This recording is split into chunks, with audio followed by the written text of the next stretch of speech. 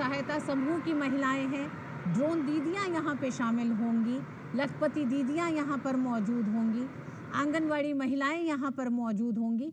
ये तमाम वो महिलाएं हैं जो ग्रामीण भारत की सामाजिक आर्थिक पूरी अर्थव्यवस्था को, सामाजिक ताने बाने को स्वस्थ और दुरुस्त रखने में एक बड़ी भूमिका निभाती हैं।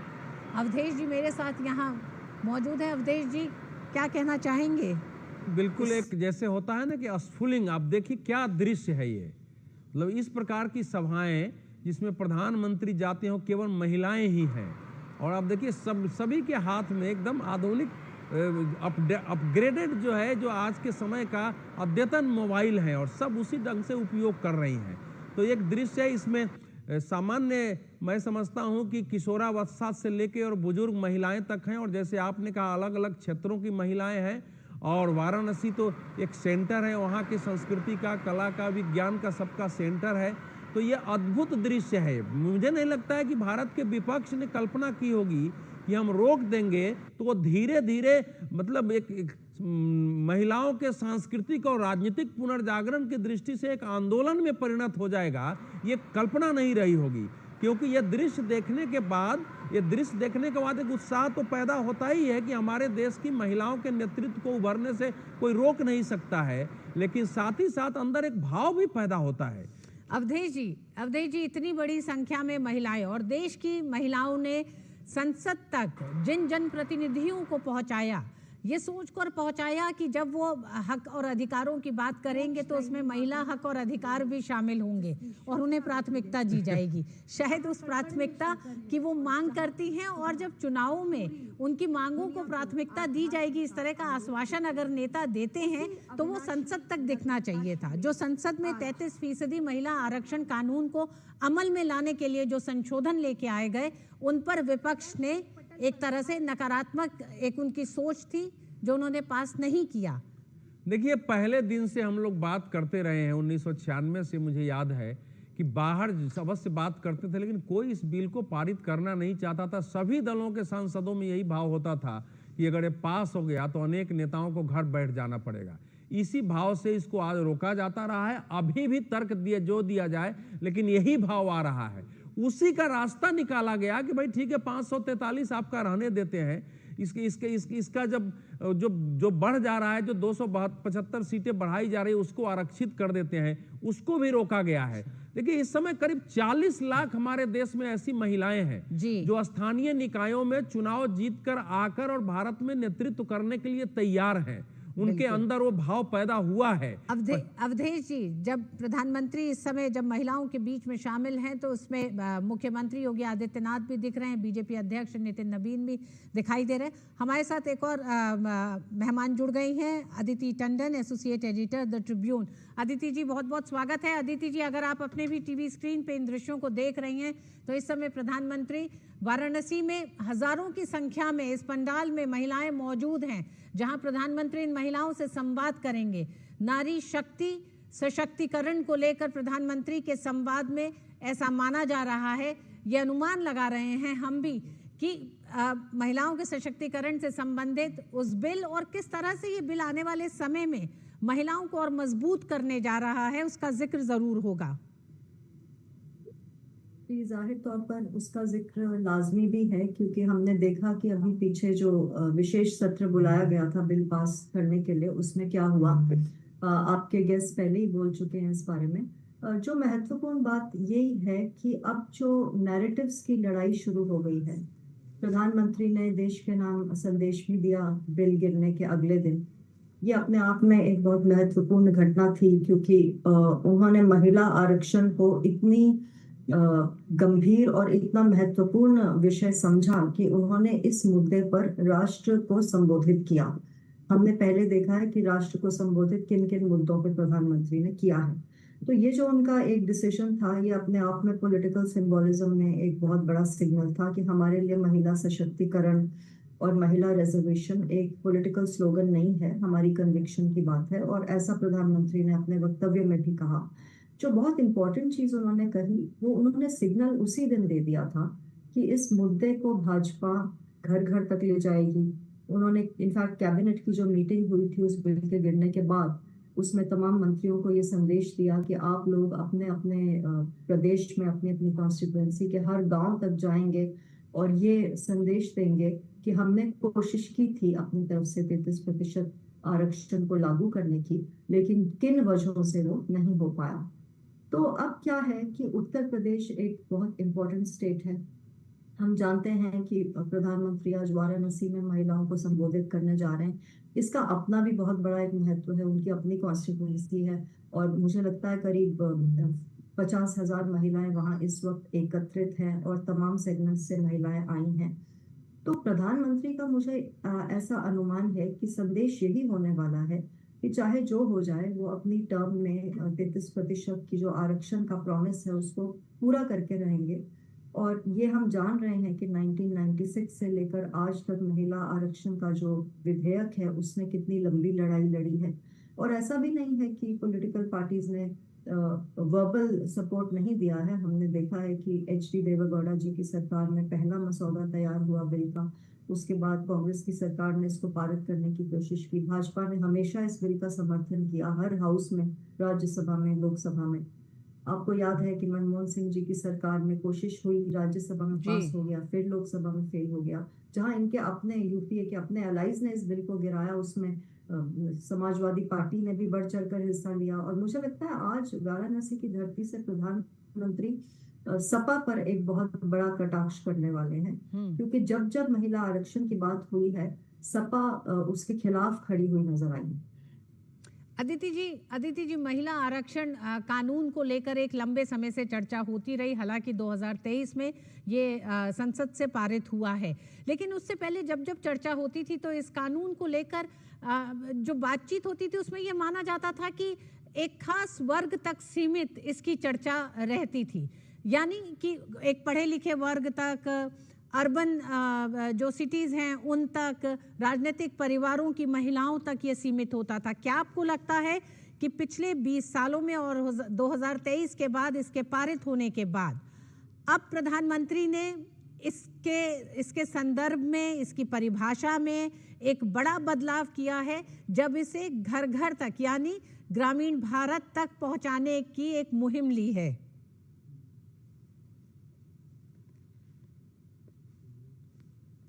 अदिति जी, आप हमारे साथ हैं? जी बिल्कुल, आपको सुन रहा है? जी, आप सुन पा रही हैं? जी मैं सुन पा रही हूँ। मैं बस ये कह रही थी अदिति जी, क्या आपको ये लगता है कि महिला आरक्षण कानून की बात जब पहले भी होती थी पिछले 20 सालों में, तो सीमित रहती थी कुछ खास राजनीतिक परिवारों के बीच में, उनके हित अहित को ध्यान में रखकर, या पढ़ी लिखी महिलाओं के बीच में, लेकिन प्रधानमंत्री ने जिस तरह से इस बार ये प्रण लिया है कि महिला आरक्षण कानून को लेकर वो घर घर तक लेके जाएंगे, हर महिला के जहन में इसके लिए एक जागरूकता होनी चाहिए, वो एक नई परिभाषा देना है इस पूरे कानून को। बिल्कुल, प्रधानमंत्री ने जब इस बिल का समर्थन में अपना वक्तव्य दिया तो उन्होंने ये बहुत बढ़ चढ़कर बोला कि किस तरीके से आजकल पंचायत लेवल पर और स्थानीय निकाय लेवल पर महिलाओं का नेतृत्व उभर कर आ रहा है। और ये इसीलिए पॉसिबल हो पाया क्योंकि तमाम पॉलिटिकल कंसेंसस के बाद 1992 में, आपको याद होगा, कि 73rd अमेंडमेंट पास हुई, जिससे 33% सीट्स पहली बार महिलाओं के लिए पंचायत लेवल पे आरक्षित हुई। हमने बाद में देखा कि बहुत सारी पॉलिटिकल पार्टीज, जैसा कि आपने कहा, ये बोलती रही कि ये जो महिला आरक्षण का बिल आया है, इसके आने से क्या होगा कि पॉलिटिकल डायनास्टीज की महिलाएं ही आगे आ पाएंगी। देखिए, कुछ हद तक उसमें सच्चाई है, क्योंकि अभी तक जो हम देख रहे हैं, अभी तक हम यही देख रहे हैं कि जो सशक्त परिवार हैं पॉलिटिकली, उन्हीं की महिलाएं आप देखने को पाते हैं। जैसे कि आप पार्लियामेंट में देख रहे हैं, प्रियंका गांधी हैं, वो वायनाड से MP है, सुप्रिया सुले हैं, वो NCP/SP चीफ की डॉटर हैं, और ऐसे बहुत सारे एग्जाम्पल्स हैं। हरसिमरत बादल है, जो भी अकाली दल की एक बहुत बड़ी फैमिली से आती हैं। यही वजह है कि विश्व पर स्थापित करने वाले हम आदरणीय माननीय प्रधानमंत्री जी का आज इस कार्यक्रम में सबकी तरफ से पर बहुत बहुत स्वागत है, अभिनंदन है, वंदन है।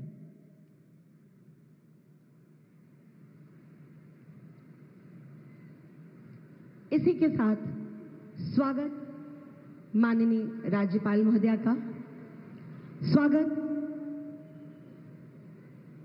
माननीय सांसद और राष्ट्रीय अध्यक्ष भारतीय जनता पार्टी आदरणीय श्री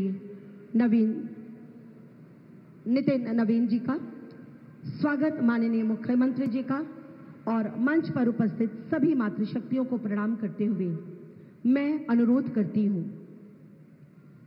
श्रीमती पूनम मौर्य जी से, माननीय अध्यक्ष जिला पंचायत और प्रथम पंक्ति की अपनी बहनों से, कि ओडीओपी के अंतर्गत कास्ट कला का जो अनुपम उदाहरण है, ये हम बहनों द्वारा बनाया हुआ संसद का चित्र माननीय प्रधानमंत्री जी को प्रदान करके उनका स्वागत करें, अभिनंदन करें। माननीय प्रधानमंत्री जी से अनुरोध इस सम्मान को ग्रहण करने का। बहुत करताल ध्वनि से हम माननीय प्रधानमंत्री जी का एक बार पुनः स्वागत और अभिनंदन करते हैं।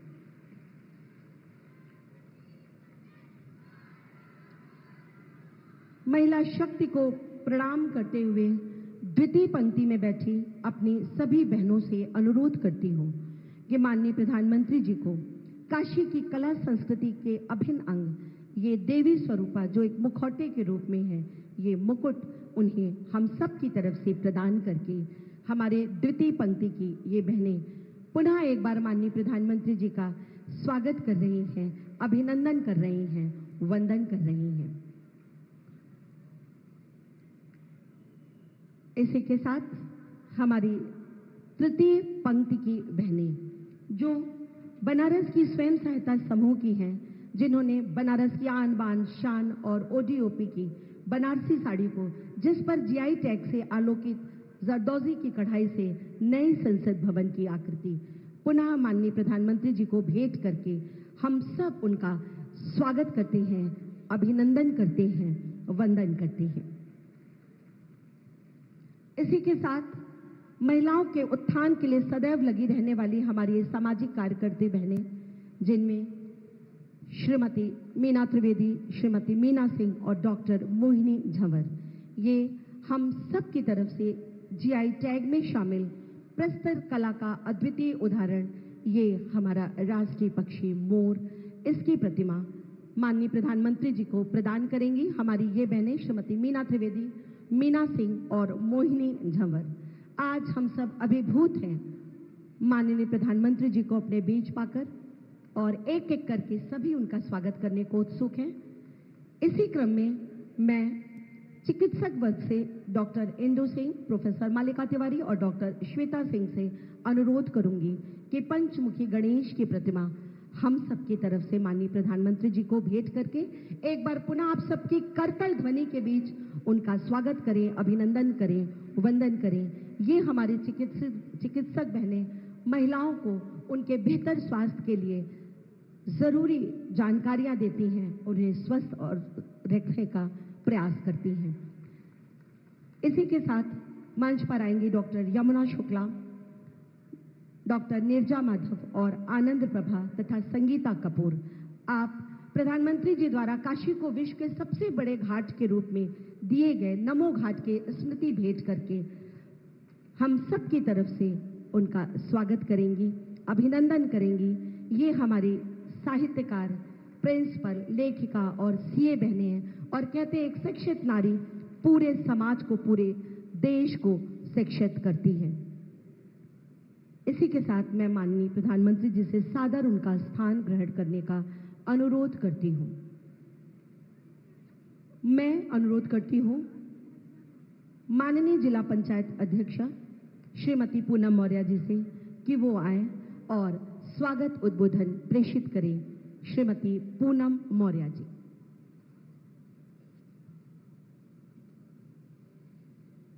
भारत माता की, भारत माता की।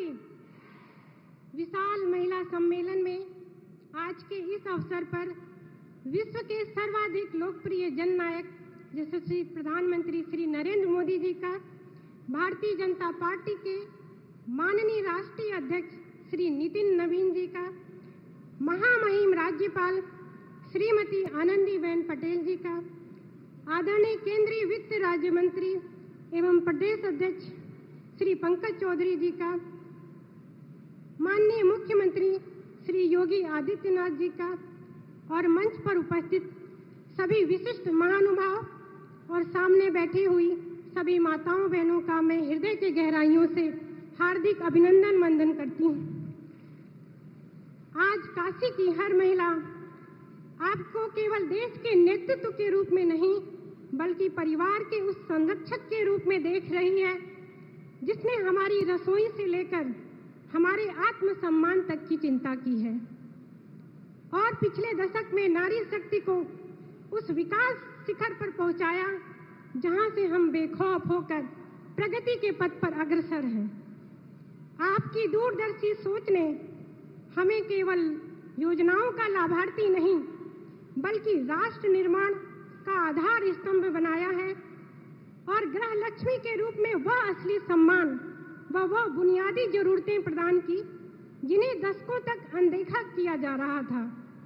आज काशी की बहनें आर्थिक स्वतंत्रता और स्वाभिमान महसूस कर रही हैं। वह आपकी उस तपस्या का फल है जिसमें आपने एक बड़े भाई और बेटे की तरह हमारा हाथ पकड़कर हमें आत्मनिर्भरता की नई पहचान दी है। मोदी जी ने काशी का कायाकल्प किया है। उसने हमारे लिए रोजगार और सम्मान के अनंत अवसर प्रदान किए और मैं आपको विश्वास दिलाना चाहती हूँ कि काशी की महिला शक्ति आपके विकसित भारत के संकल्प को सिद्ध करने के लिए पूरी तरह तैयार है। आपके इस असीम प्रेम के लिए हम सदैव ऋणी रहेंगे। धन्यवाद। जय हिंद, जय भारत, हर हर महादेव। बहुत बहुत धन्यवाद माननीय। और अब मैं माननीय प्रधानमंत्री जी की सोच व दृष्टिकोण को गति बनाकर उत्तर प्रदेश को अपराध मुक्त बनाकर विकास की धारा को शिखर तक ले जाने वाले यशस्वी मुख्यमंत्री माननीय योगी आदित्यनाथ जी से अनुरोध करती हूं कि आए और अपना उद्बोधन प्रेषित करें।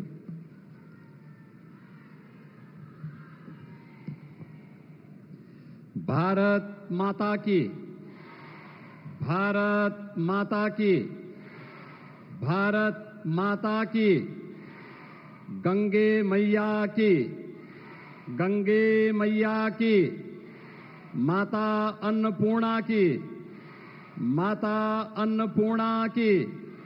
नमः पार्वती पतिये हर हर।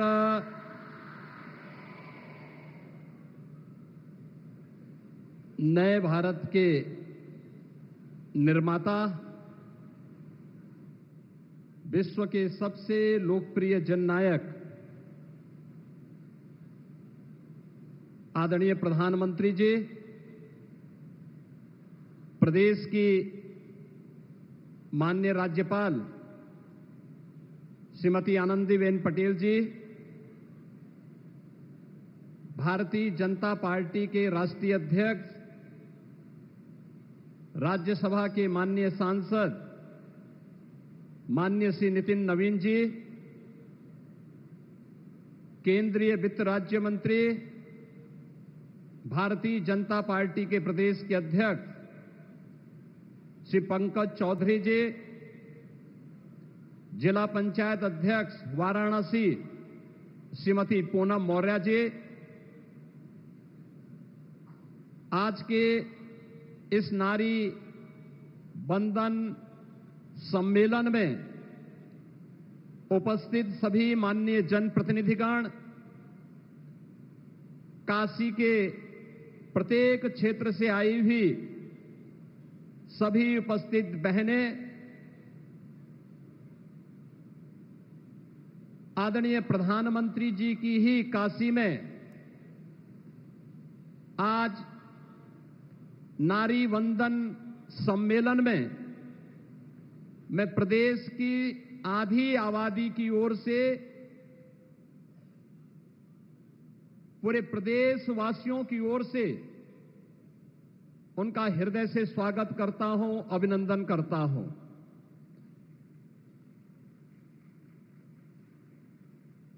आदरणीय प्रधानमंत्री जी के विजन का परिणाम है कि आज हम सब नए भारत का दर्शन कर रहे हैं। ये नया भारत न केवल भौतिक विकास के नए प्रतिमान स्थापित कर रहा है,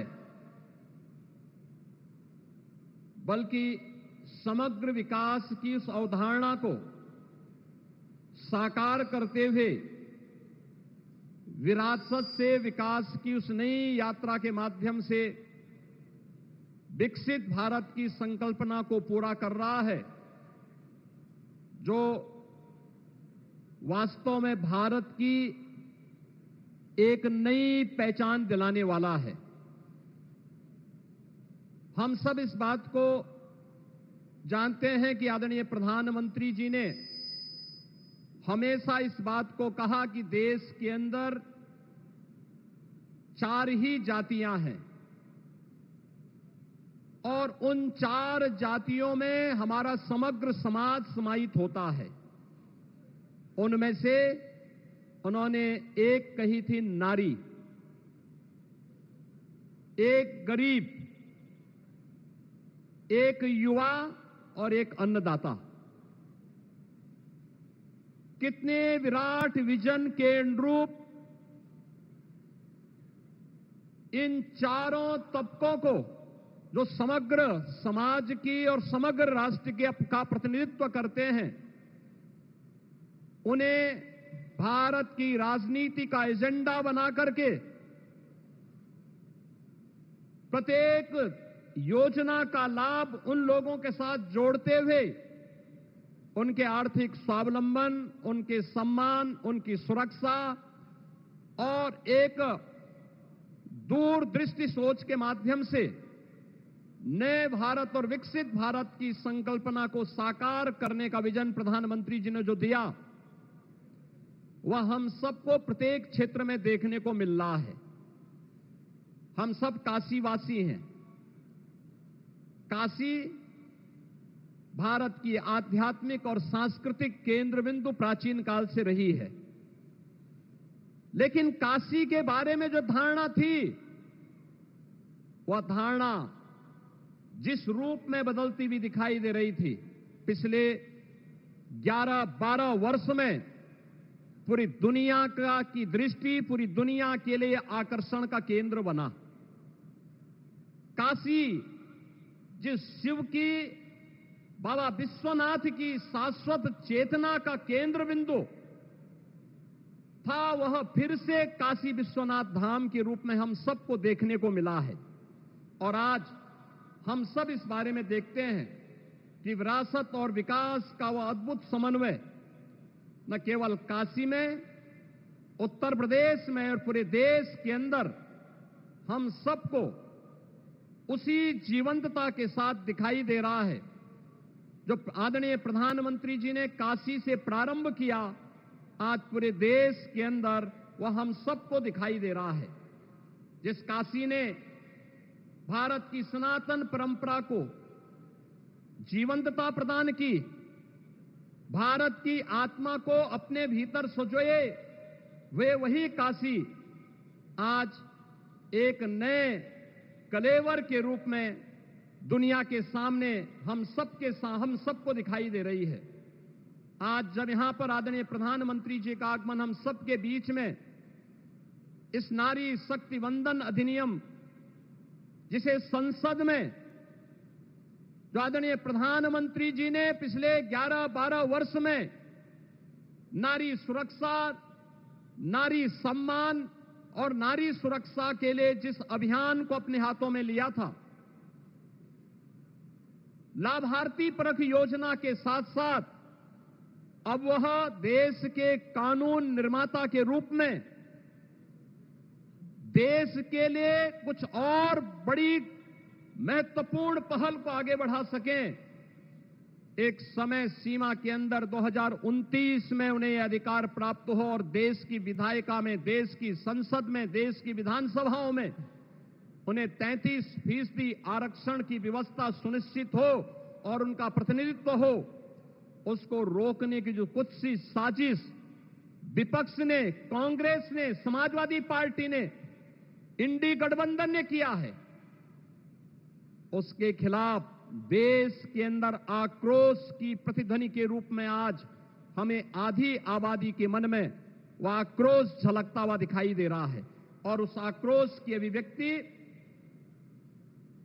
एक और विपक्ष के नकारात्मक रवैये के खिलाफ वह अभिव्यक्ति हम सबको सुनाई देती है, तो दूसरी ओर आदरणीय प्रधानमंत्री जी के प्रति कृतज्ञता और आभार व्यक्त करके उनके स्वागत के लिए उमड़ी हुई ये बहनें इस बात की गवाह भी देती हैं कि नहीं, प्रधानमंत्री जी के प्रत्येक विजन के साथ आधी आबादी पूरी मजबूती के साथ आदरणीय प्रधानमंत्री जी के साथ खड़ी है। बहनों और भाइयों, हम सब इस बात को जानते हैं, काशी ने पिछले 11-12 वर्ष में एक लंबी दूरी तय की है। इस दौरान काशी को विकास की जिन नई ऊंचाइयों तक पहुंचाने का कार्य आदरणीय प्रधानमंत्री जी के नेतृत्व में हुआ है, इनमें 35,000 करोड़ रुपए से अधिक की परियोजनाएं अब तक काशी के अंदर जमीनी धरातल पर उतरी हैं। 20,000 करोड़ रुपए से अधिक की परियोजनाएं काशी के अंदर वर्तमान में चालू स्थिति में हैं। और आज आदरणीय प्रधानमंत्री जी 6,300 करोड़ रुपए से अधिक की परियोजनाओं का लोकार्पण और उनका शिलान्यास करके काशी को एक नई सौगात विकास की परियोजनाओं के माध्यम से आज प्रदान करने के लिए काशी में आज की इस महिला नारी वंदन सम्मेलन के माध्यम से आज यहां पर हम सबके सामने उपस्थित हुए हैं। मैं इस अवसर पर जिनके मार्गदर्शन में नए भारत का दर्शन हम सबको देखने, अपनी आंखों में उसको देखने का अवसर प्राप्त हो रहा है, उसको महसूस करते हुए हम गौरव की अनुभूति कर रहे हैं। आज इस सम्मेलन के अवसर पर मैं एक बार फिर से जिनकी प्रेरणा से, जिनके मार्गदर्शन में नए भारत का नया उत्तर प्रदेश विकास के प्रतिमान को स्थापित करते हुए आगे बढ़ रहा है, समग्र विकास की उस अवधारणा को साकार कर रहा है।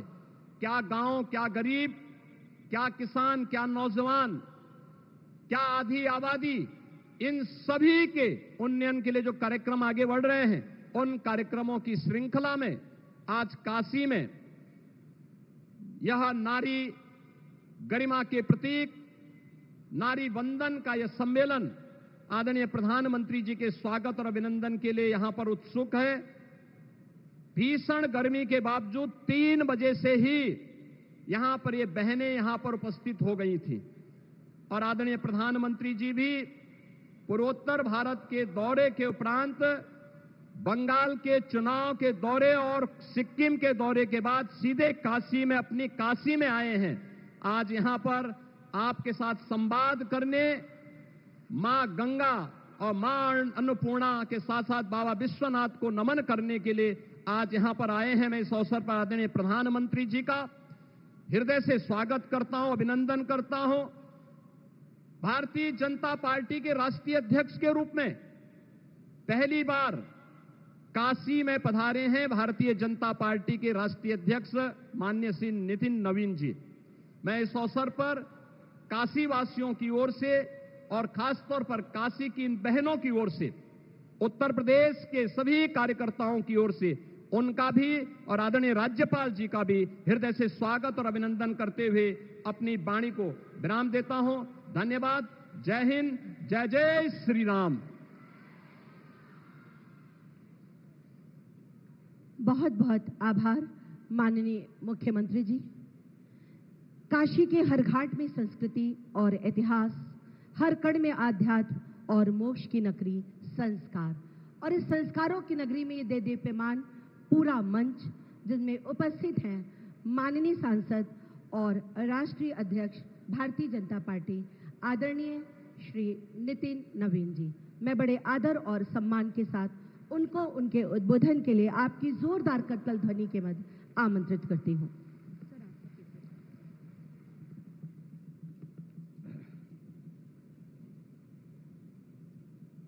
आज वाराणसी की इस पवन धरा पे उपस्थित होकर काशी वासियों के साथ इस पवित्र बाबा विश्वनाथ की नगरी में अपनी उपस्थिति दर्ज करने का सौभाग्य प्राप्त हुआ, इसके लिए मैं तमाम काशीवासियों का भी अभिनंदन करता हूं। आज मंच पे उपस्थित इस नारी वंदन सम्मेलन में देश के यशस्वी प्रधानमंत्री और ऐसे शख्सियत जिन्होंने नारी को सम्मान, सुरक्षा और स्वाभिमान की जिंदगी देने का संकल्प लिया है, वैसे अपने प्रिय नेता, देश के यशस्वी प्रधानमंत्री और आपके प्रिय सांसद आदरणीय नरेंद्र भाई मोदी जी का मैं अभिवादन करता हूं। मंच पर उपस्थित महामहिम राज्यपाल महोदया श्रीमती आनंदीबेन जी, उत्तर प्रदेश को उत्तम प्रदेश के रूप में विकसित करने वाले योगी आदित्यनाथ जी, भारतीय जनता पार्टी के प्रदेश के अध्यक्ष केंद्रीय मंत्री पंकज चौधरी जी, जिला पंचायत की अध्यक्षा श्रीमती पूनम मौर्य जी, आज का दिन मेरे लिए भी विशेष है।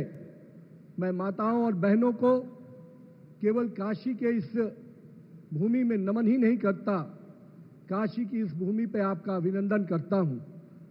काशी केवल एक शहर या भूगोल का हिस्सा नहीं, ये अनादि अनंत संस्कृति का वो जीवंत चेतना है जिसमें युगों युगों से भारत को ज्ञान, शक्ति और भक्ति की राह दिखाई है।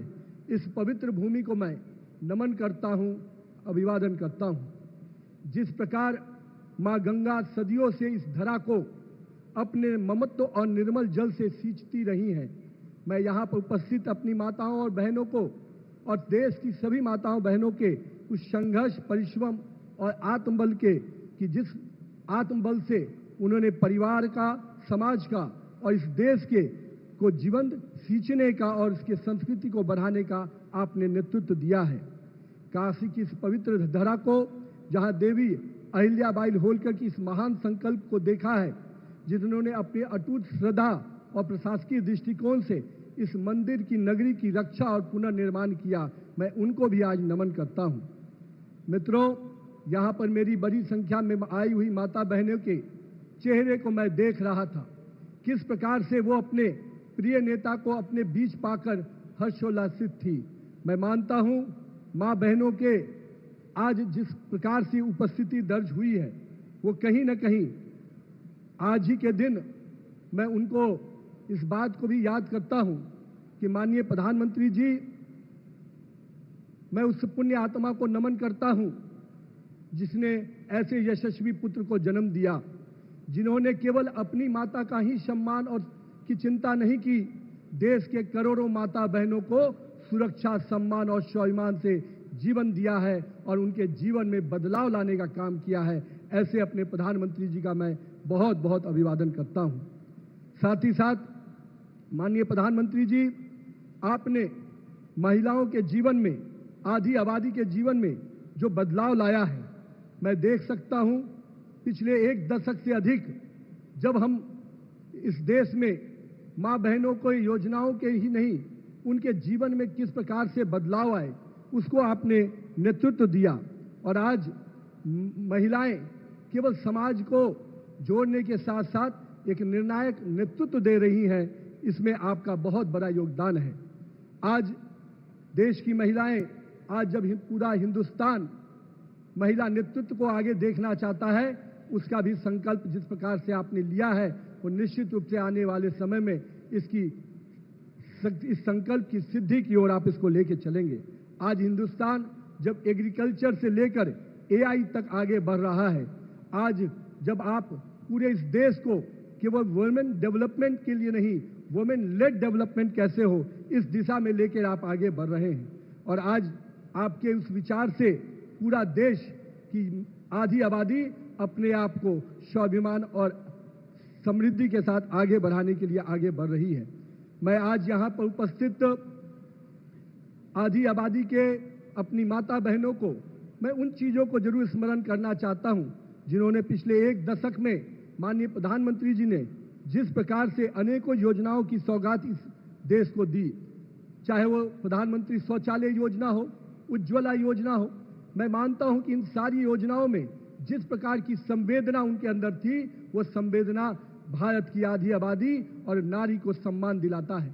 चाहे उज्ज्वला योजना से जब उन्होंने माता बहनों के आंसुओं को पोंछने का काम किया, प्रधानमंत्री जी ने शौचालय योजना से माँ बहनों के सम्मान को आगे बढ़ाने का काम किया। और साथ ही साथ मैं कह सकता हूं कि अगर लखपति दीदी योजना आपने लाया तो लखपति दीदी योजना ने महिलाओं को आत्मनिर्भर बनाने का जो प्रयास आपने किया है उसका निश्चित रूप से आप बधाई के पात्र हैं।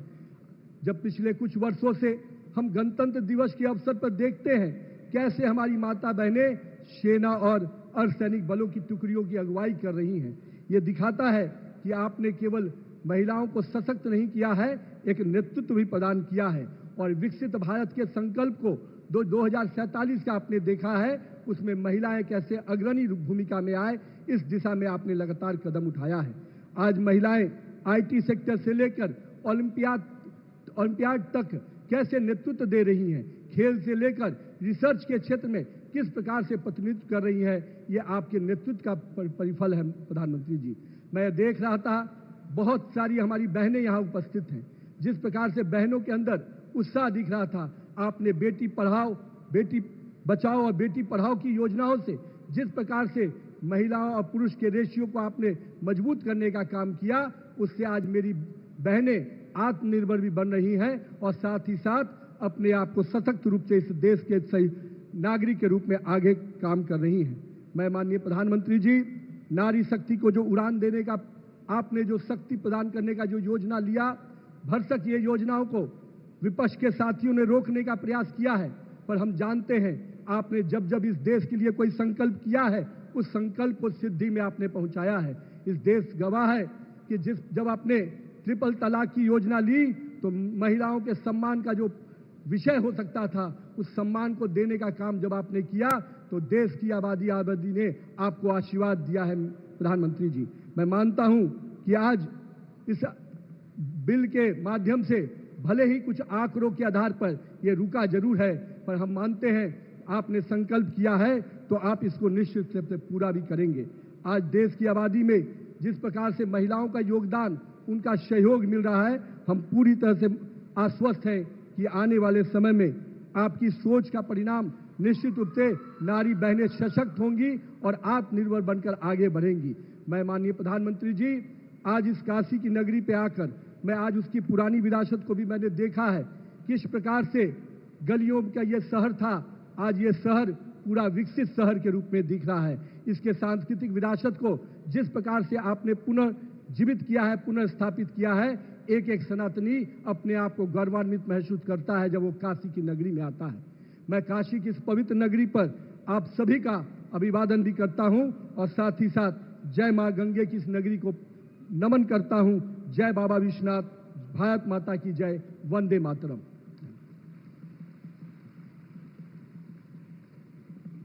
बहुत बहुत धन्यवाद माननीय। आपके शब्द, आपकी प्रेरणा निश्चित रूप से हम सब झांसी की रानियां हैं और देश को जब भी हमारी जरूरत पड़ेगी हम सब देश के लिए तन मन धन से समर्पित रहेंगे। बहुत जोरदार तालियों से एक बार पुनः मंच का अभिवादन। और अब मैं मनसा वाचा कर्मणा के भाव के साथ माननीय प्रधानमंत्री जी ने सभी प्रयास करके वाराणसी को एक आध्यात्मिक केंद्र व जन कल्याण का एक वैश्विक मॉडल बनाया। इसी क्रम में मैं उनसे अनुरोध करूंगी कि आज भी इस मंच से रिमोट के द्वारा बटन दबाकर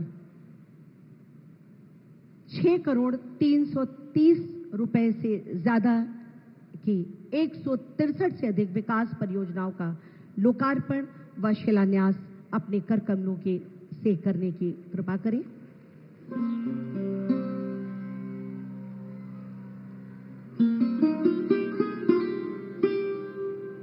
ये वृहद निवेश काशी की बुनियादी संरचना के साथ साथ माननीय प्रधानमंत्री जी के जीवन सुगमता के दर्शन को चरितार्थ करता हुआ काशी वासियों के जीवन स्तर में गुणात्मक सुधार लाएगा। बहुत बहुत आभार।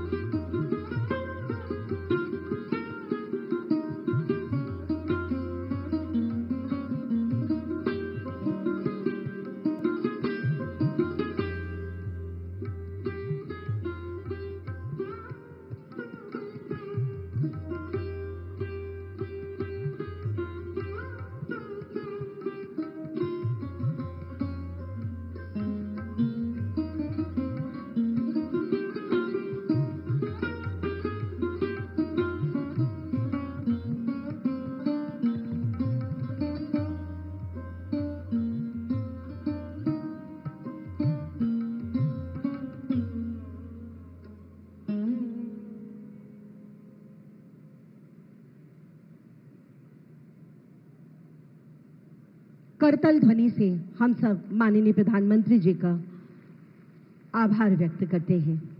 अब आइए काशी में रेलवे से जुड़ी विभिन्न योजनाओं पर आधारित ये एक लघु फिल्म देखते हैं।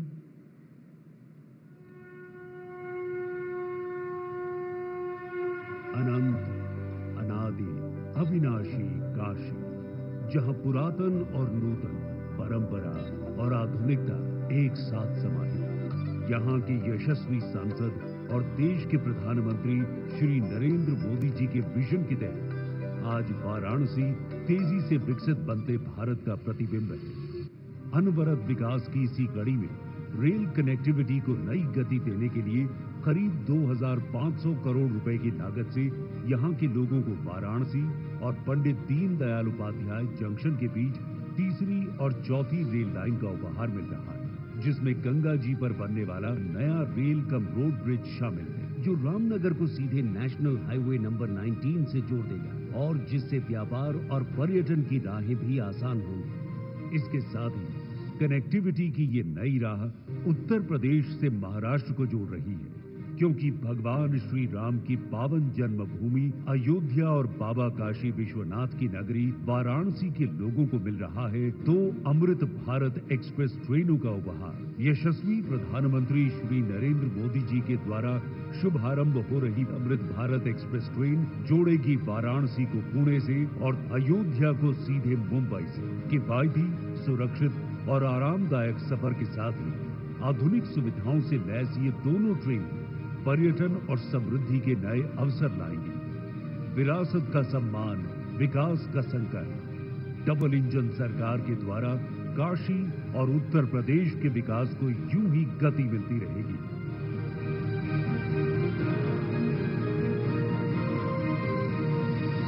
हर हर महादेव। बहुत बहुत आभार एक बार पुनः माननीय प्रधानमंत्री जी का बहुत जोरदार करतल ध्वनि के साथ। और अब काशी के इस पावन धरा पर जिन योजनाओं परियोजनाओं का लोकार्पण और शिलान्यास हुआ है उन पर आधारित ये शॉर्ट फिल्म।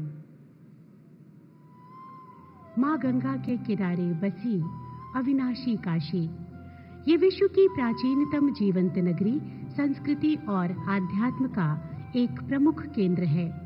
काशी के कायाकल्प और इसके सर्वांगीण उत्थान के लिए काशी के सांसद और भारत के यशस्वी प्रधानमंत्री श्री नरेंद्र मोदी जी के संकल्पों से यहाँ निरंतर विकास की एक नई गंगा प्रवाहित हो रही है। आज प्रधानमंत्री जी के कर कमलों द्वारा काशी को विकास की अभूतपूर्व सौगात मिल रही है।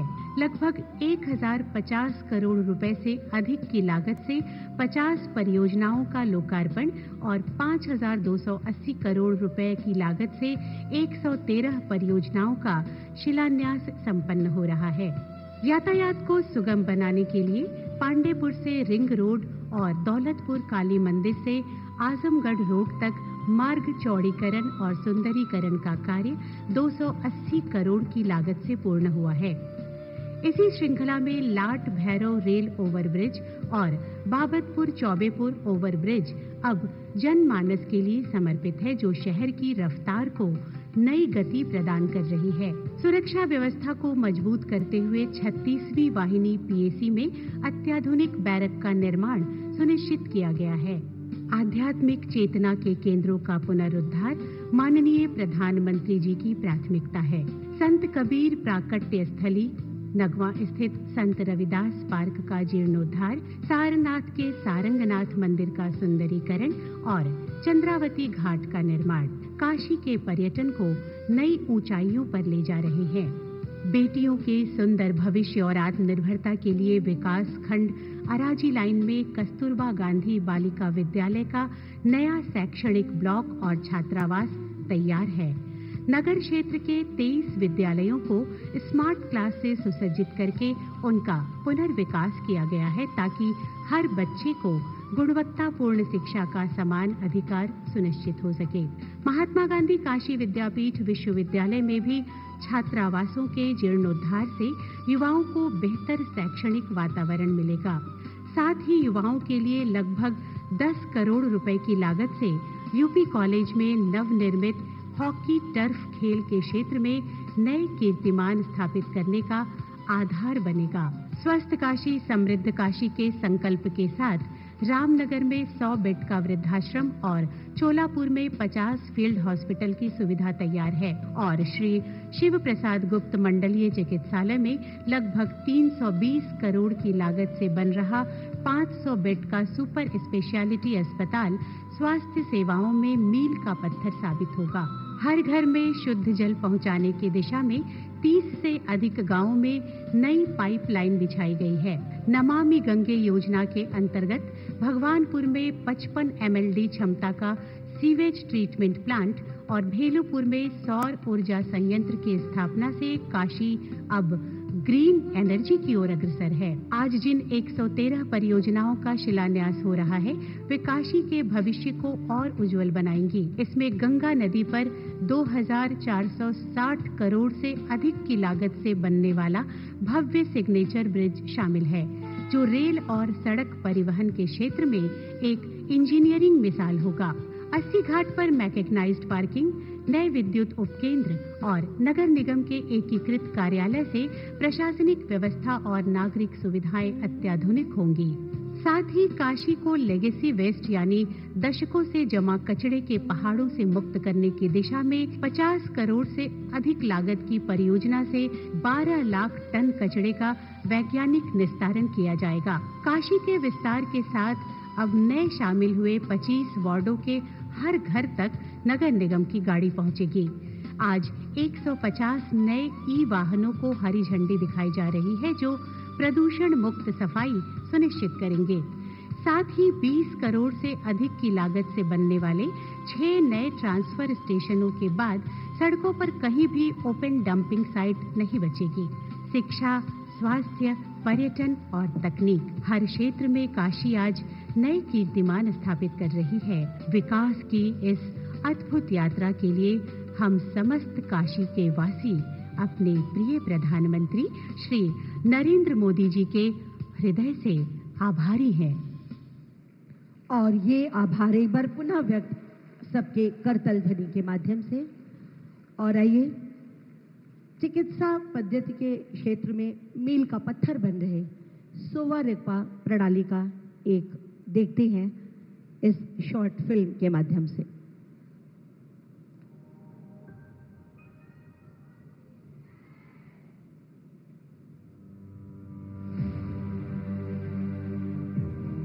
भारत ज्ञान की भूमि, सभ्यता को दिशा देने वाला राष्ट्र। यही वो धरा है जहां विक्रमशिला और नालंदा जैसे विश्वविद्यालयों ने विश्व को शिक्षा दी।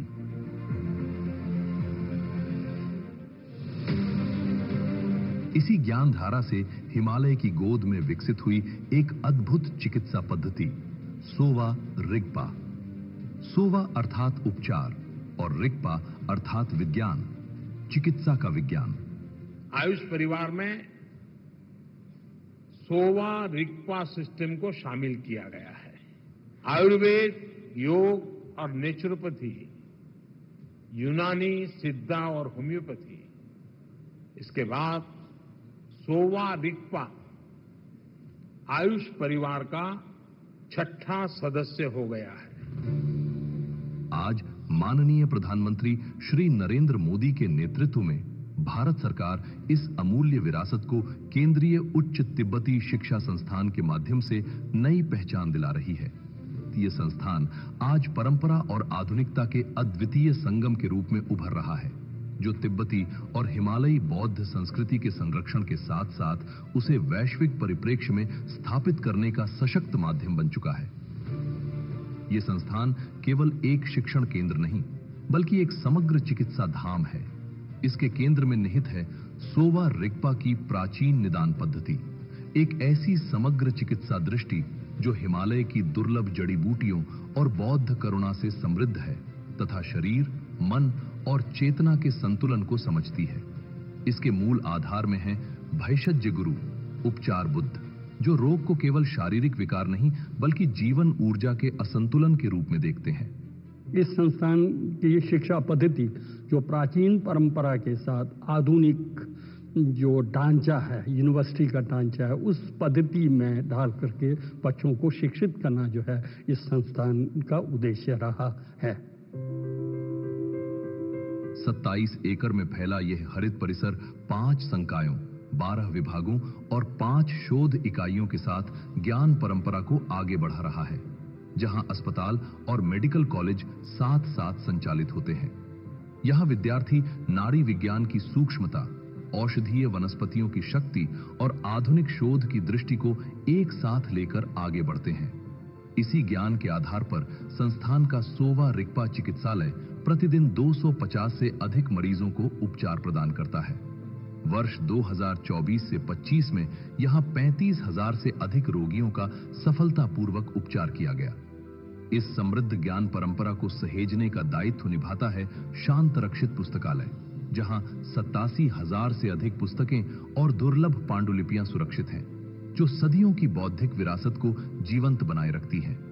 साथ ही हर्बल गार्डन और फार्मास्यूटिकल इकाई में हिमालयी जड़ी बूटियों से पारंपरिक औषधियां तैयार की जाती हैं, जो इस ज्ञान को जन जन तक पहुंचाती हैं।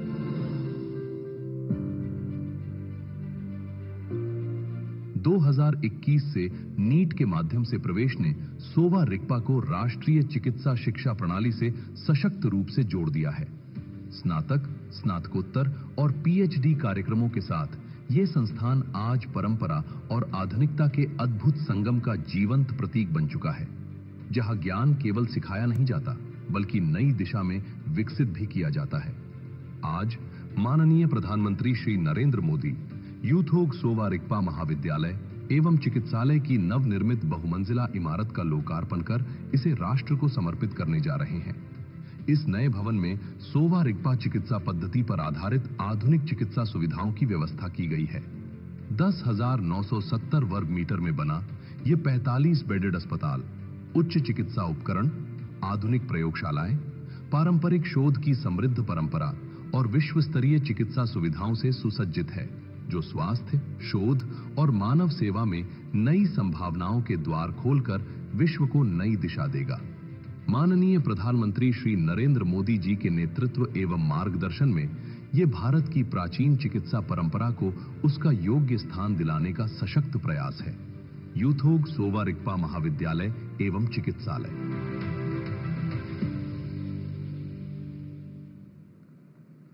बहुत जोरदार करतल ध्वनि के साथ एक बार पुनः माननीय प्रधानमंत्री जी का अभिवादन। और अब मैं बड़े ही आदर और सम्मान के साथ माननीय प्रधानमंत्री जी से अनुरोध करती हूं 3,21,813 दुग्ध उपभोक्ताओं को बनास डेयरी की ओर से उनका बोनस उनके खातों में रिमोट का बटन दबाकर ट्रांसफर करने की कृपा करें माननीय प्रधानमंत्री जी।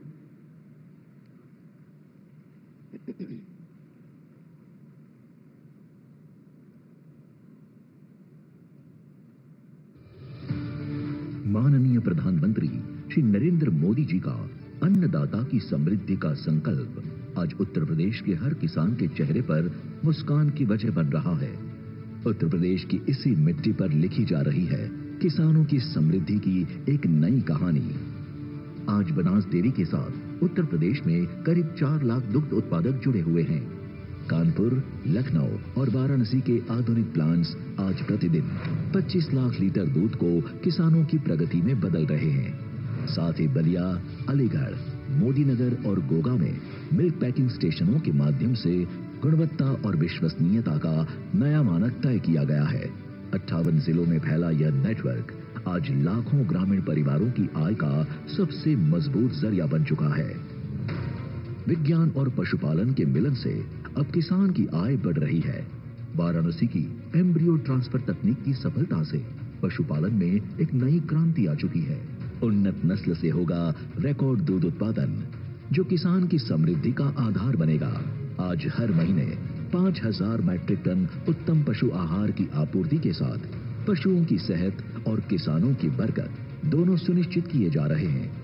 आलू की खेती जैसी नई शुरुआत से अब किसानों को कमाई के अतिरिक्त और बेहतर अवसर मिल रहे हैं। बनास डेयरी अब लक्ष्य 2033 की ओर बढ़ रही है, जहां प्रतिदिन 1 करोड़ लीटर दूध और 10 लाख किसानों की खुशहाली से एक नया इतिहास रचा जाएगा।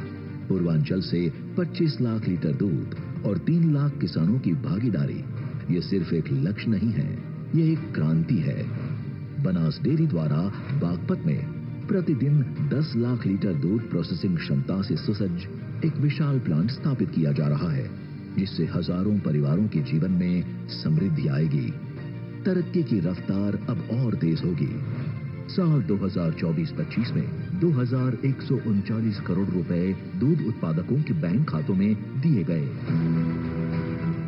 और आज उत्तर प्रदेश के किसानों को प्रधानमंत्री नरेंद्र मोदी जी के कर कमलों द्वारा 105 करोड़ रुपए का अतिरिक्त बोनस मिलने जा रहा है।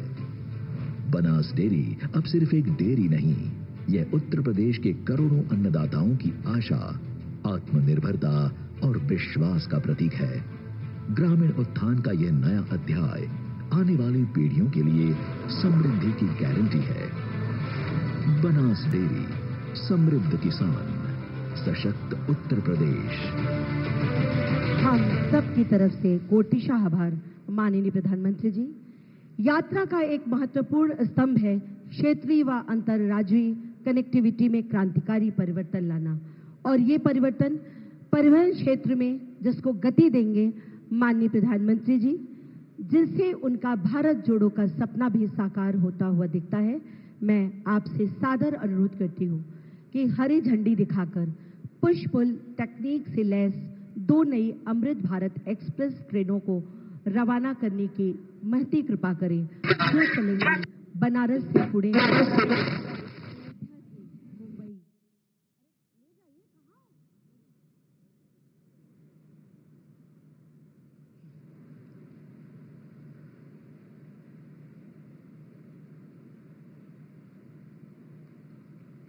बहुत जोरदार तालियों से आज इस नई सौगात का भी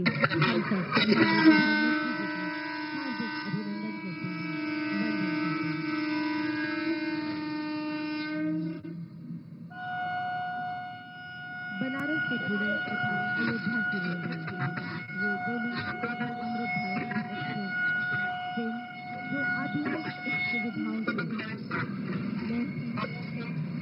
आज हम सबको माननीय बहुत बहुत आभार माननीय प्रधानमंत्री जी।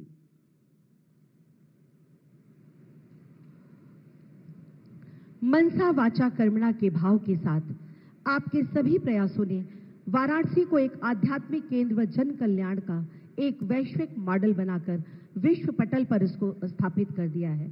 हम सब आपके अटूट संकल्पों की पुष्टि में तन मन धन से आपके साथ हैं। आइए आप सभी की करतल ध्वनि के साथ मैं माननीय प्रधानमंत्री जी को बड़े ही सम्मान के साथ उनसे अनुरोध करती हूँ कि आज इस महिला सम्मेलन को अपना विशेष आशीर्वाद प्रदान करें।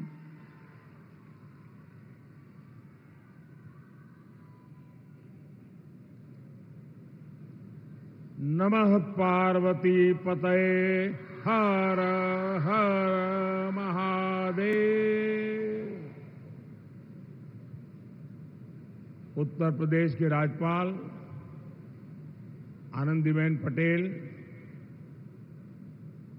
यहाँ के लोकप्रिय मुख्यमंत्री योगी आदित्यनाथ जी, संसद में मेरे साथी और बीजेपी के राष्ट्रीय अध्यक्ष श्रीमान नितिन नवीन जी,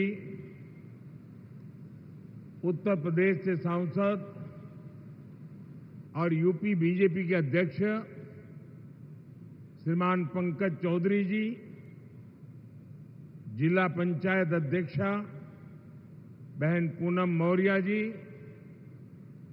मंच पर उपस्थित काशी की महिला पार्षद और ग्राम प्रधान, अन्य जनप्रतिनिधिगण और विशाल संख्या में यहां पधारी मेरी माताएं, बहनें और बेटियां,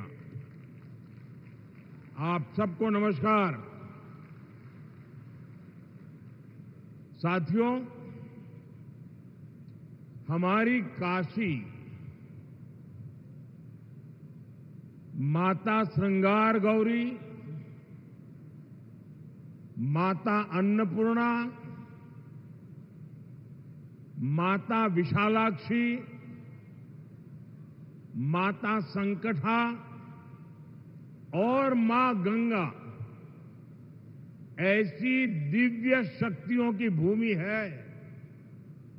ऐसे में आप सभी बहनों बेटियों के इस समागम ने इस अवसर को बहुत दिव्य बना दिया है।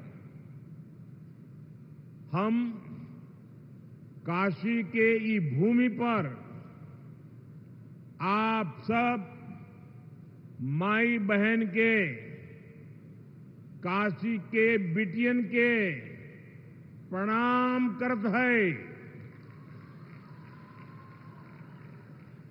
साथियों, आज का ये अवसर नारी शक्ति के वंदन और विकास का उत्सव तो है ही। थोड़ी देर पहले ही यहां हजारों करोड़ रुपए के प्रोजेक्ट का शिलान्यास और लोकार्पण हुआ है। इसमें काशी में हर प्रकार के विकास से जुड़ी परियोजनाएं हैं। साथ ही काशी और अयोध्या की कनेक्टिविटी बढ़ाने वाले काम भी है। कुछ देर पहले 2 अमृत भारत ट्रेनों को हरी झंडी दिखाई गई है। काशी से पुणे और अयोध्या से मुंबई, ये दोनों अमृत भारत ट्रेनें यूपी और महाराष्ट्र की कनेक्टिविटी को और बेहतर बनाएगी। अब मुंबई, पुणे सहित पूरे महाराष्ट्र के लोगों को अयोध्या धाम और काशी विश्वनाथ धाम पहुंचने का एक और आधुनिक विकल्प मिल गया है। मैं इस शुभ आरंभ के लिए देशवासियों को बधाई देता हूं। साथियों, भारत को विकसित बनाने का मिशन अनवरत चल रहा है। और जब मैं विकसित भारत की बात करता हूं तो उसका सबसे मजबूत स्तंभ भारत की नारी शक्ति है। आज इस कार्यक्रम में आप सभी बहनों बेटियों से एक महायज्ञ की शुरुआत के लिए आशीर्वाद लेने के लिए मैं आया हूं। काशी के सांसद के तौर पर, देश के प्रधानमंत्री के तौर पर मुझे देश हित के एक बड़े लक्ष्य की प्राप्ति के लिए आप सबका आशीर्वाद चाहिए।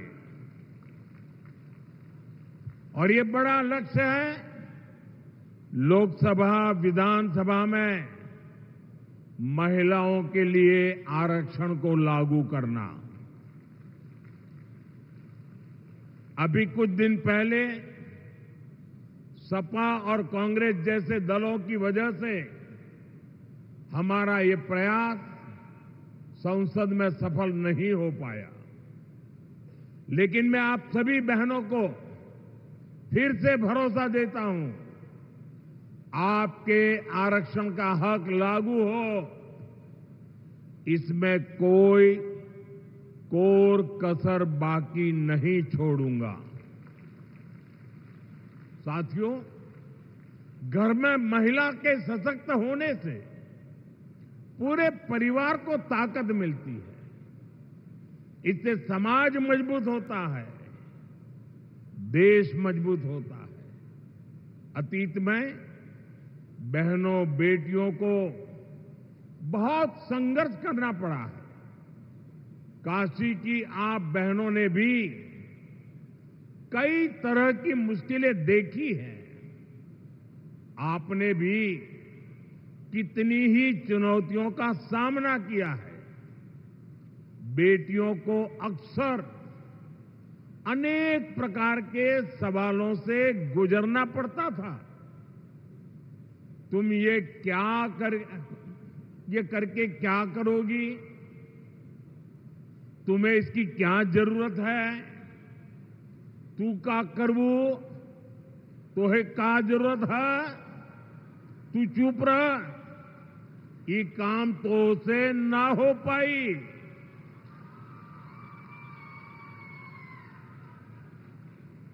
और कई बार तो सवाल भी नहीं पूछे जाते थे, सीधे फरमान सुनाया जाता था, ये तुम्हारे बस का काम नहीं है। साथियों, ऐसी परिस्थितियां सिर्फ काशी की बहनों के लिए रही हो ऐसा नहीं है। देश की अधिकतर बहन बेटियों के ऐसे अनुभव रहे हैं और इसको सहज मान लिया जाता था। इसलिए मैं जब 25 साल पहले गुजरात में मुख्यमंत्री बना था तो सबसे पहले मैंने ऐसी धारणाओं को तोड़ने का प्रयास किया। उस दौरान बेटियों के लिए समर्पित 2 बड़ी योजनाएं शुरू की गई थी। एक थी शाला प्रवेशोत्सव, स्कूल में बच्चियों का एडमिशन, ताकि बेटियां ज्यादा संख्या में स्कूल पहुंचे, बीच में ही उनका स्कूल न छूटे। और दूसरी थी मुख्यमंत्री कन्या केळवणी निधि, ताकि बेटियों की फीस में उनकी मदद की जा सके। साथियों, तब से लेकर आज तक हमारी सरकार की नीतियों में निरंतर महिला कल्याण को सर्वोच्च प्राथमिकता दी गई है। 2014 में आपने हमें सेवा का अवसर दिया तो देश में 12 करोड़ से ज्यादा शौचालय बने, इज्जतघर बने, 30 करोड़ से ज्यादा बहनों के बैंक खाते खुले, 2.5 करोड़ से ज्यादा घरों में बिजली का कनेक्शन दिया गया, 12 करोड़ से ज्यादा घरों में नल से जल पहुंचाया। यानी अनेक बड़ी योजनाओं के केंद्र में बहनों बेटियों को रखा गया। साथियों, 2 साल पहले यहां बनारस में सुकन्या समृद्धि योजना से जुड़ा बहुत बड़ा अभियान चलाया था। उस समय एक ही महीने में यहां काशी में 27,000 बेटियों के सुकन्या समृद्धि खाते खुलवाए थे और हर बेटी के बैंक खाते में 300 रुपये भी ट्रांसफर किए गए थे। बेटियों की शिक्षा में और बेहतर भविष्य में सुकन्या समृद्धि योजना बड़ी भूमिका निभा रही है। इस योजना से बेटियों की पढ़ाई को बल मिला है और मुद्रा योजना से बेटियों की कमाई सुनिश्चित हुई है। वहीं मातृवंदन योजना और आयुष्मान भारत योजना से बहनों बेटियों की दवाई का इंतजाम किया गया है। साथियों, पढ़ाई, कमाई और दवाई के साथ ही करोड़ों बहनों के नाम पर पहली बार कोई प्रॉपर्टी रजिस्टर हुई है। पीएम आवास योजना के ज्यादातर घर भी बहनों के नाम पर होते हैं। आज हमार माई बहन सही में अपने घर का मलकिन बनत है। साथियों, हमारी सरकार का पूरा जोर बहनों की सुविधा और सुरक्षा पर रहा है। यही 2 चीजें हैं जो सशक्तिकरण की नींव मजबूत करती है। आपने यहां यूपी में अपनी आंखों के सामने हालात बदलते देखे। कुछ साल पहले तक जब यहां समाजवादी पार्टी की सरकार थी तो यूपी में बेटियों का घर से बाहर निकलना भी मुश्किल हो गया था। लेकिन अब बीजेपी सरकार में बेटियों के विरुद्ध गलत सोच रखने वाला अच्छे से जानता है कि उसका अंजाम क्या होगा। साथियों, भारतीय न्याय संहिता ने भी बहनों बेटियों को सुरक्षा का नया भरोसा दिया है। इसके तहत महिलाओं के विरुद्ध गंभीर अपराधों में तेजी से फैसले आने लगे हैं। इसी प्रकार महिला थानों और परामर्श केंद्रों का नेटवर्क भी निरंतर बढ़ रहा है। आज यहां भी एक महिला पुलिस चौकी और परामर्श केंद्र के भवन पर काम शुरू हुआ है। ऐसे कदम बेटियों को सुरक्षा की गारंटी देते हैं। साथियों, जब महिलाओं की आर्थिक शक्ति बढ़ती है तो घर में उनकी आवाज भी उतनी ही बुलंद हो जाती है। इसलिए सुविधा और सुरक्षा का विश्वास देने के साथ साथ हमने बहनों की आर्थिक भागीदारी बढ़ाने पर बल दिया है। बीते 11 वर्षों में देश की करीब 10 करोड़ बहनें सेल्फ हेल्प ग्रुप में जोड़ी गई है। काशी की भी 1.25 लाख बहनें ऐसे समूहों से जुड़ी है। इन समूहों को लाखों रुपए की मदद मिल रही है, जिससे बहनें अपना काम कर रही है। ऐसे ही प्रयासों से अब तक 3 करोड़ बहनें लखपति दीदी बन चुकी है। 3 करोड़ लखपति दीदी, और इसमें बनारस की भी हजारों बहनें शामिल है। साथियों, लखपति दीदी अभियान को गति देने में हमारे डेयरी सेक्टर की भी बड़ी भूमिका है। यहां बनास डेयरी से जुड़ी लाखों बहनें बहुत ही शानदार काम कर रही है। आज इन बहनों को बोनस के रूप में 106 करोड़ रुपए सीधे मिले हैं। मैं इन सभी बहनों को बहुत बहुत बधाई देता हूं। मैं काशी में डेयरी सेक्टर से जुड़ी महिलाओं से कहूंगा, अभी तक शुरुआत भइल हो। बनारस बड़ी, बनारस डेयरी बड़ी, और ई बोनस भी बढ़त जाए। साथियों, बीजेपी एनडीए सरकार बहनों को आत्मनिर्भर भी बना रही है और विकसित भारत बनाने के लिए चल रहे अभियान का नेतृत्व भी दे रही है। डिजिटल पेमेंट्स को आगे बढ़ाने में हजारों बैंक सखियों की बड़ी भूमिका है। बीमा और इंश्योरेंस से जुड़े काम को बीमा सखियों का नेतृत्व मिल रहा है। प्राकृतिक खेती के काम को आगे बढ़ाने में कृषि सखियों की बड़ी भूमिका निभा रही है।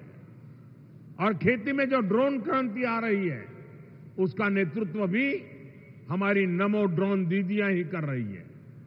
बीते दशक में बेटियों के लिए थल सेना, नौसेना और वायुसेना में नए अवसर मिले हैं। पहली बार सैनिक स्कूलों और डिफेंस एकेडमी के दरवाजे भी बेटियों के लिए खोले गए हैं। यानी बीजेपी एनडीए सरकार का मतलब ही है नारी का सशक्तिकरण, नारी का उत्थान, नारी का जीवन आसान। साथियों, आज हर क्षेत्र में, हर मोर्चे पर भारत की बेटियां इतना शानदार काम कर रही हैं, तो स्वाभाविक है नीति निर्माण, राष्ट्र के भविष्य से जुड़े फैसलों में भी बहनों बेटियों की भूमिका और बढ़नी ही चाहिए। देश को आज इसकी बहुत जरूरत है। इसके लिए भी ईमानदारी से काम किया जा रहा है। देश की नई संसद बनाने के पीछे भी बहनों की भागीदारी का विचार एक बड़ा कारण था। नई सांसद बनी तो पहला काम हमने महिलाओं को 33% आरक्षण देने का ही किया। 40 साल से बहनों का ये अधिकार अटका और लटका हुआ था। इसलिए हमने साल 2023 में संसद में नारी शक्ति वंदन अधिनियम पारित करवाया। साथियों, कानून बनने के बाद उसे लागू किया जाना जरूरी होता है। अब ये जरूरी है ये कानून जल्द से जल्द लागू हो, इसलिए पिछले दिनों संसद में इसको लेकर चर्चा रखी गई थी। संविधान में संशोधन के लिए हम कानून लाए थे। ये संशोधन ऐसा था जिसके बाद ज्यादा संख्या में बहनें विधानसभा और संसद में पहुंच पाती।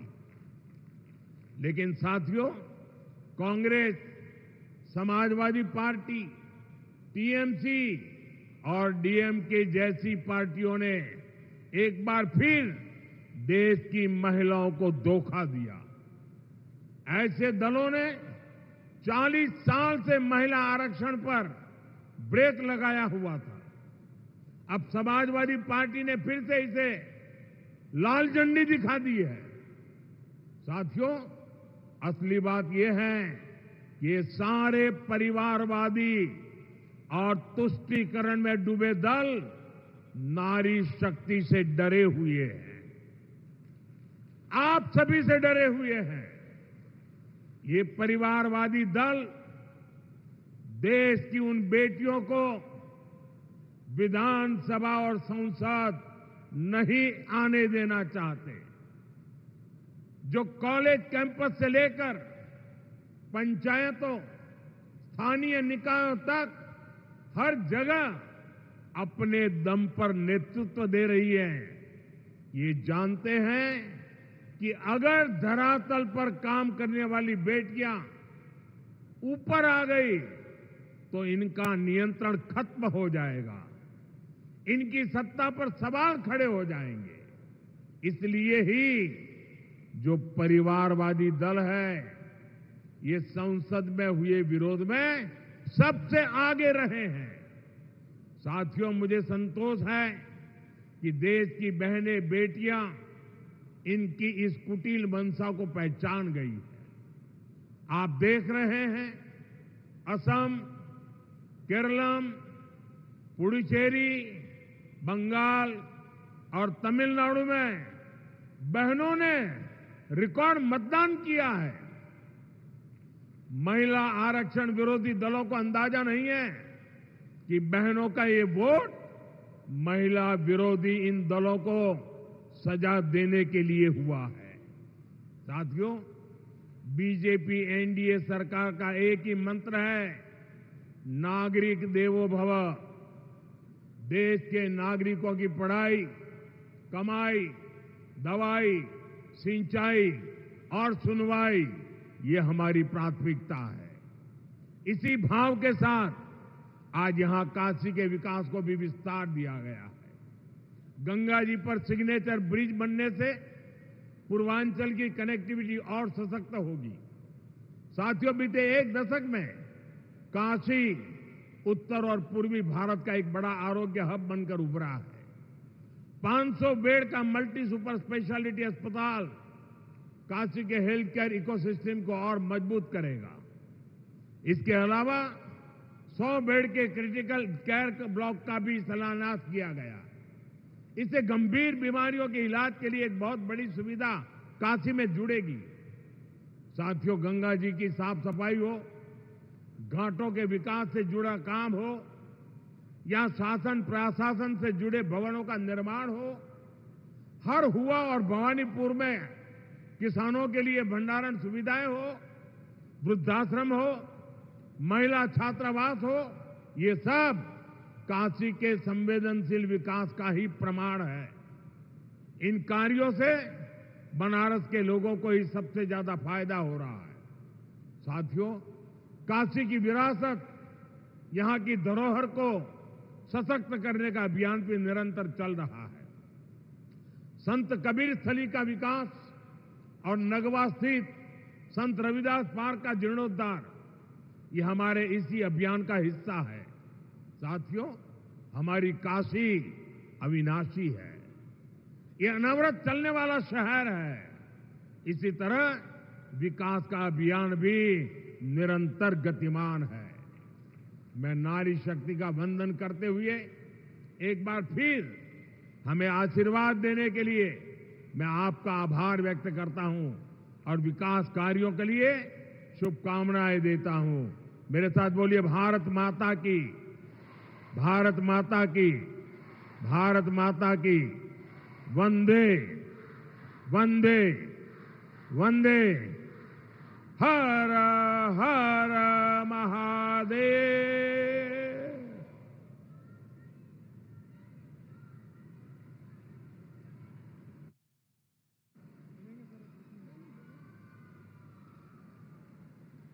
बहुत बहुत धन्यवाद माननीय प्रधानमंत्री जी।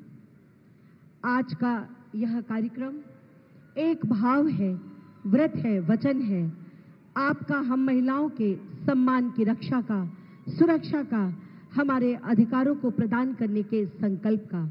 आपके इन्हीं संकल्पों की पुष्टि में एक बार पुनः दोहराती हूँ कि हम सब तन मन धन से आपकी वंदना करते हैं, आपका अभिनंदन करते हैं।